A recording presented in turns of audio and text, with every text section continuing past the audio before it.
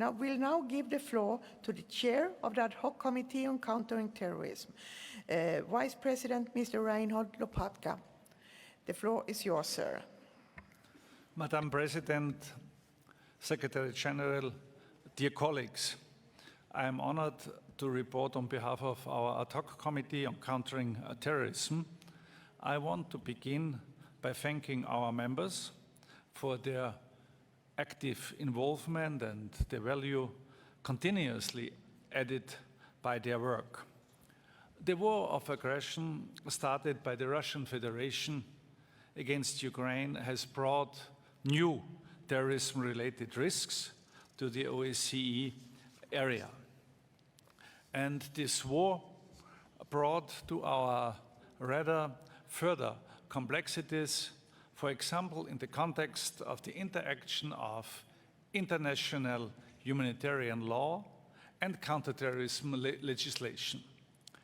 With the emergence of hybrid groups, which are both designated terrorist organizations and non-state armed groups engaging in war activities, the relationship between international humanitarian law and counterterrorism legislation becomes rather blurred.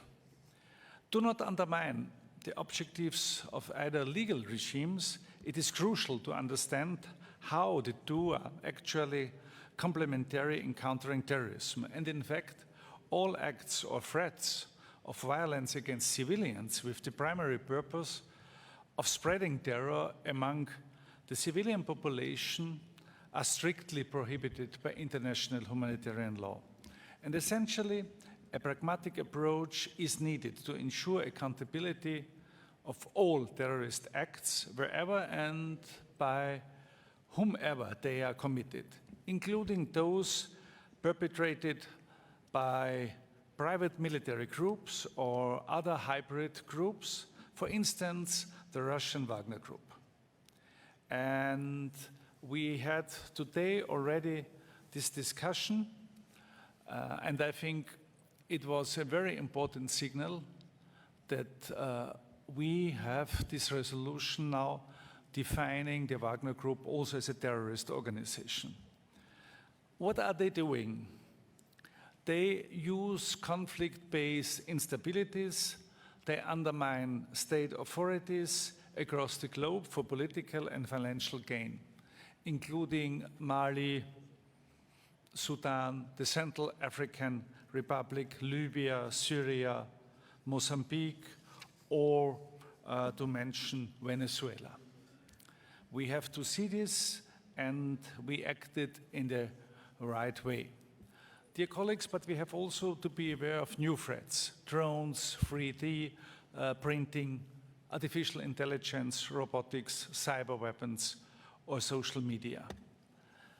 All this is used by terrorists, and terrorists especially use social media, and they have one advantage: lies spread 6 times faster than the truth.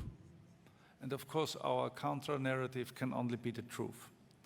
So what I want to mention is that terrorists, from their perspective, are successful.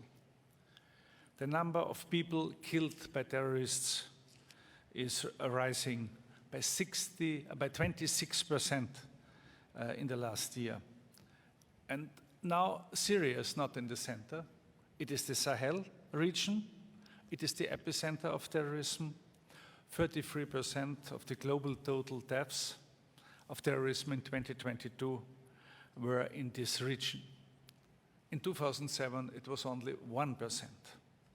So we see this dramatic increase of terrorism in the Sahel region, and at the same time increasing far-right extremism also in the West.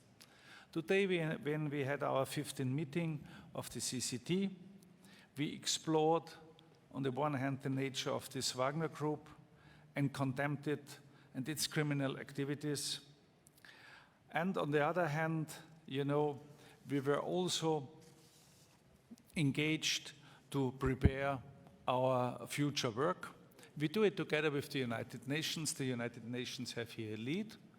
And we took the first presidency of the coordination mechanism of the United Nations for all interparliamentary assemblies who are engaged in this work on countering terrorism. We will have our next meeting in October in Vienna, and here our assembly is a positive example for other parliamentary assemblies. For example, after us, the Parliamentary Assembly of the Council of Europe is also now discussing the Wagner Group as a terrorist organization. So thank you, the International Secretariat, for supporting us, that we can do our work, and we will continue as we did it in the last years. Thank you.